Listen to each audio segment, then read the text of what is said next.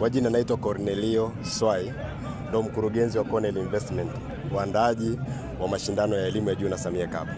Sisi tulichokiona ni kwamba kupitia michezo, kupitia mpira wa miguu tunaweza kufikisha ujumbe. Na ujumbe ambao tulikuwa tunafikisha sisi ni kusema kwamba mama au Daktari Samia Suluhu Hassan amefanya mambo makubwa sana kwenye elimu. Na kuanzia kwenye elimu ya chini kabisa primary tukienda mpaka vyuo vikuu kuna mambo makubwa yamefanyika. Nikizungumzia kwenye habari ya elimu ya juu sasa, tunaona mikopo sasa hivi imeongezeka. Iko mingi sana. Imeongezeka kwa asilimia kubwa. Hakuna mtu amelisemea ili tukasema sisi tulisemee. Kuna mikopo imeanza kutolewa kabisa ya diploma, haikuwepo, lakini mama ameanza kuitoa. Tukasema nani kusema haya? Tukasema sisi tufikishe ujumbe huo kutumia michezo. Lakini pia kuna infrastructure nyingi zimejengwa, nyingi sana.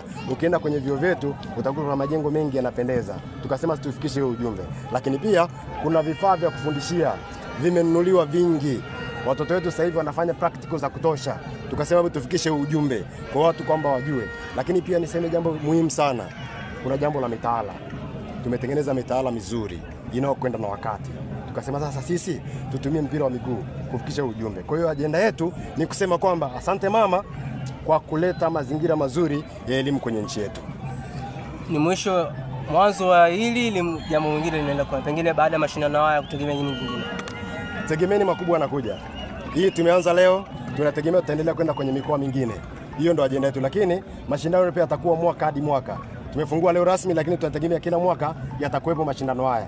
Na niseme haya ndo mashindano bora kabisa kuwahi kutokea kwenye level ya vyuo vikuu. Haijawahi kutokea mashindano kama haya. Kwa mara ya kwanza yanakuwa, na ninyi ni mashahidi, mkawatangazia watu kwamba mashindano bora sana yamezinduliwa leo Dar es Salaam na yataendelea kuwepo.